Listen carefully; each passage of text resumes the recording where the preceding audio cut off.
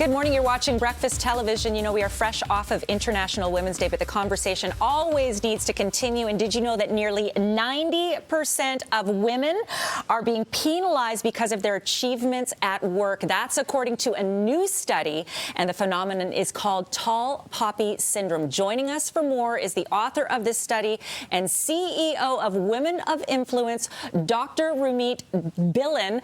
Good morning. First of all, thank you so much for joining us. And I just said, you know, like fresh off of International Women's Day, of course, but something that we always need to be thinking about. And I want everyone to gather around right now because we're going to talk about something you may have experienced, but we didn't know what to call it. So what is tall poppy syndrome? Dawn, thank you so much for having this conversation. So tall poppy syndrome occurs when you are attacked, resented, ostracized, or disliked because of your achievements or success. So as an example, let's say you got a promotion or you got a new job. You're going to be attacked because of that. So when I hear some of that and looking again at some of the definition of it, I want to talk about sort of some of the results that you sort of, you know, outlined in it. And I said to you when I was talking to you earlier, some of it sounds a bit like gaslighting. Absolutely. And when we think about it, so we actually conducted the study in January and February. We had 4,710 respondents across 103 countries. And what the data says is that women are absolutely experiencing this in the workplace. And when we think about gaslighting, you're blaming the person when they are speaking up, and that is a contributing factor to tall poppy syndrome. So now here's the thing, and I might say something that's going to rub people the wrong way, but it is something I hear all the time, particularly from men.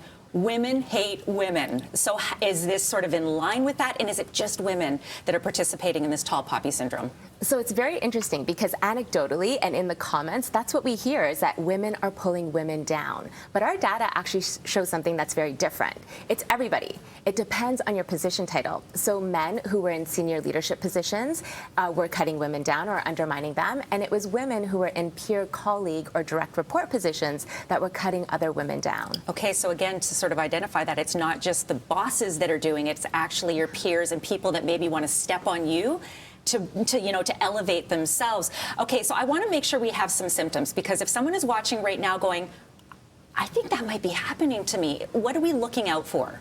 And you nailed it. You said, you know, we've experienced it, but we didn't know that we had a name for it. So if you do have an increase in stress, or if there's a negative impact on your mental health, or if you have low self-confidence because you've achieved something, tall poppy syndrome may be at play, because it's counterintuitive. We should actually have a boost in our self-confidence when we're achieving something. And the last thing I'll add in there is imposter syndrome. If you're having self-doubt because you've achieved something, it could be because of tall poppy syndrome. Okay, so it's a problem, but I think we can never just identify a problem without thinking about a solution. So if anyone thinks this is happening to them, you know, or what are they, jetting right to HR? Like, how does this work? We need to name it. Okay. We need to name it, we need to label it, because then we can distance our personal identity from the actions, the behaviors, the opinions of someone else. So call it what it is, call it out. And I'll also share that 2/3 or 3/4 actually of respondents shared that they saw it happening. They saw this happening to another woman. And if we see something, we absolutely should say something. And what onus is on the organization to really discourage or prohibit this kind of, you know, culture is really what it is?